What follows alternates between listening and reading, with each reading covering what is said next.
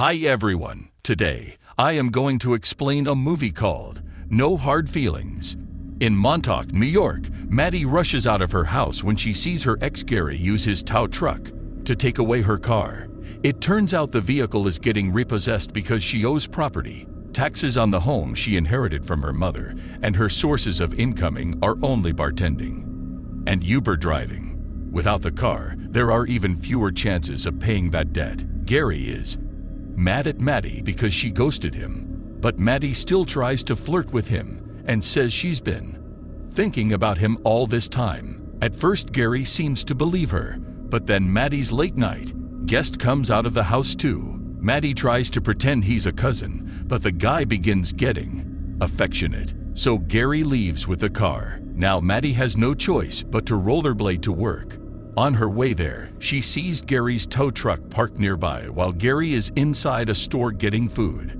She immediately uses the chance to unfasten her car from the truck and tries to drive away, but she forgets about the extra hook, and now she's stuck there for Gary to see. When he comes out, he lifts the hook and calls the police. Moments later, Maddie is bailed out by a friend and rushes to work. At the bar, a guy tries to ask for a drink minutes before they're properly open. So Maddie ends up arguing with him to the point where the manager scolds her and sends her to do something else. While folding napkins, Maddie rants about her situation to her pregnant friend, Sarah, and her husband, Jim. At that moment, Sarah finds an unusual Craigslist post.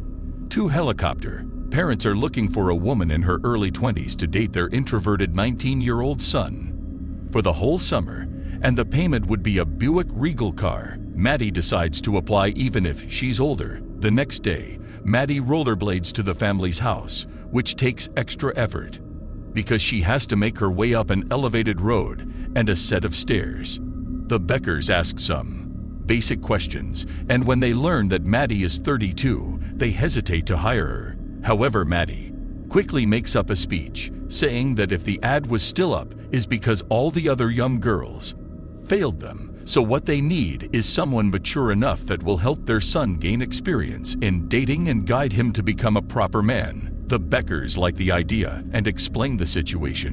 Their son Percy is a 19-year-old introvert, the socially shy kind that doesn't talk to anyone unless it's online. He doesn't drink, doesn't smoke, and doesn't go to parties.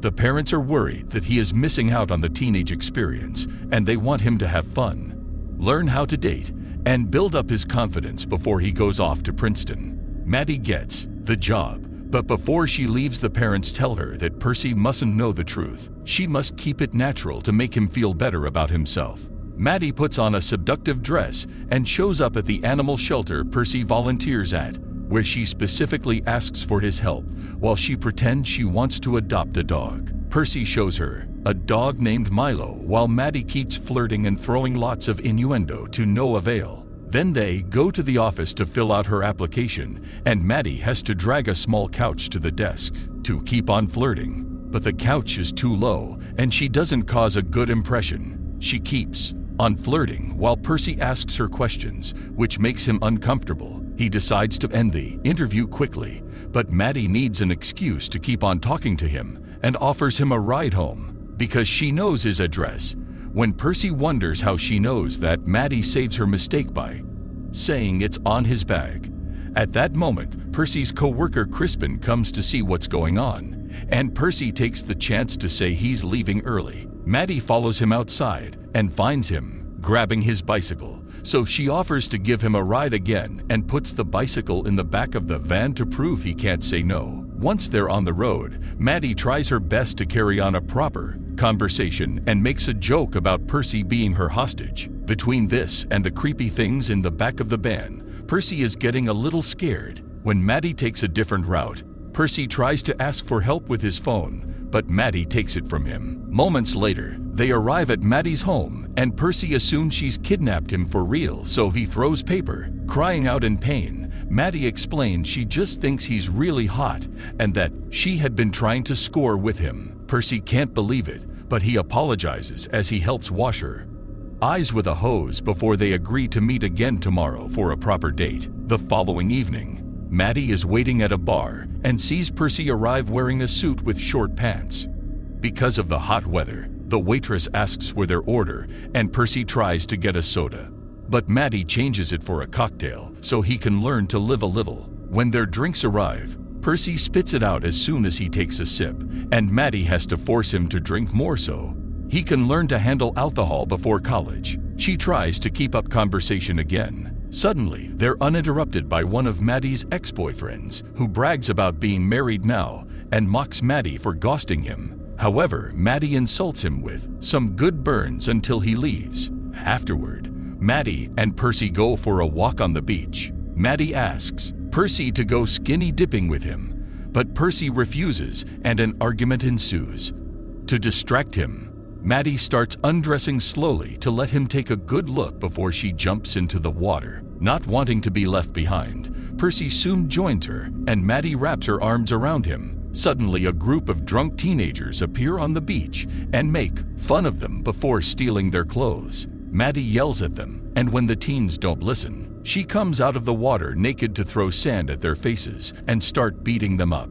Then Maddie goes back to Percy, but he disapproves of Maddie's use of violence, which angers Maddie as she points out that it was self-defense and that Percy needs to learn how to stand up for himself. She also tries to get busy with him, but Percy explains he can't do it with strangers. He needs to have a connection first, especially for his first time. Annoyed and frustrated, Maddie leaves the water and dresses up before getting in the car. A naked Percy follows her and demands to have his clothes, but Maddie only gives him his clothes before starting to back off. Desperate, a naked Percy jumps on the hood of her car and keeps asking for his phone. But Maddie doesn't care and begins driving with Percy still on the hood. When they make it to the road, their shenanigans get the attention of the cops, and Maddie worries about potentially losing her license. In order to lose the police, she dangerously drives past the incoming train. Afterward, the duo goes to Maddie's house, where she begins a dance for Percy. When Maddie asks Percy to hit her rear, he doesn't know how and ends up kicking her. Next, Maddie tries to dance on his lap, but Percy complains about the weight on his thigh, so Maddie switches their positions. Then Maddie asks again if he wants to get down to business. Maddie raises his shirt and discovers he's got a rash caused by his anxiety. But she doesn't judge. She immediately grabs some cream and helps him out. Feeling comforted, Percy opens up about how he dislikes being socially awkward because he's never made friends unless it's online or his former nanny. Maddie returns the favor and tells him how she's lived in this house her whole life to take care of her sick mom. After sharing such a sweet moment, they've agreed to start dating before getting intimate. The next few days, Maddie and Percy begin spending lots of time together. They have lots of fun together, and Percy starts becoming more comfortable around Maddie. At the arcade, he spent his tickets on a beer hat for her and also gets a finger trap that he tricks her into using with him. Afterward, they go for a walk and bump into Percy's former nanny Jody, who turns out to be a middle-aged guy. Jody notices they won a frisbee at the arcade and throws it for Percy to go pick it up. Once Percy is far from them, Jody asks what Maddie's intentions are with Percy, accusing her of wanting the family's money. Maddie says she only wants to date Percy and shuts Jody up by implying he wants the same thing. When Percy returns, Maddie hears someone ring the bell at her house and finds a man she doesn't recognize. It turns out they went to school together, and the guy acts as if they were super close, but Maddie barely remembers him. Soon the truth comes out. The guy is there for the house, but Maddie still refuses to give it up and kicks the guy out, ignoring his legal threats. Later that night, Percy picks Maddie up in a limousine so they could go to a fancy dinner they've planned as a way to have their own prom. In the car, they even exchange flowers. Once they make it to the restaurant, they have a good time chatting and laughing. Percy shares that he didn't want anyone at school to notice him because if they didn't notice him, then they couldn't make fun of him. So Maddie comforts him by saying that they should see how great he really is. Then Maddie notices a piano and convinces a very nervous Percy to play it. He turns out to be quite good. Their chat is suddenly interrupted by Natalie,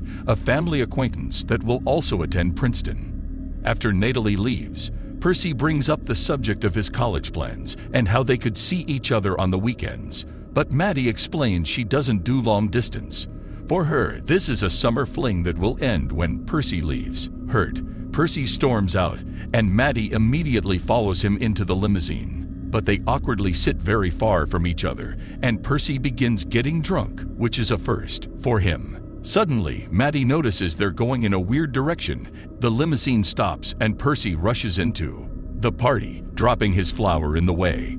After some hesitation, Maddie follows him inside only to lose him in the crowd. Maddie starts asking around for Percy. Eventually, 2 girls inform her that Percy went to a room with Natalie. Maddie rushes upstairs and begins checking every room, getting disappointed that the new generation wasn't doing the dirty. At last, she finds a locked room. Natalie and Percy are together and half undressed, but Natalie swears that nothing happened because Percy is drunk. Maddie immediately takes Percy to the bathroom and forces him to throw up everything. But it turns out he only took medicine for his hangover, not anything illegal. At that moment, the party host arrives with his parents, who begin arguing with Maddie because she's an adult in a teen party. Percy won't let anyone insult Maddie and tries to punch the father. But the guy dodges, and he ends up punching Maddie on the neck instead. The couple leaves the party, and in the limo, Percy lies his head on Maddie's lap so she can comfort him while he apologizes for accidentally hitting her. Then he admits he's ready for her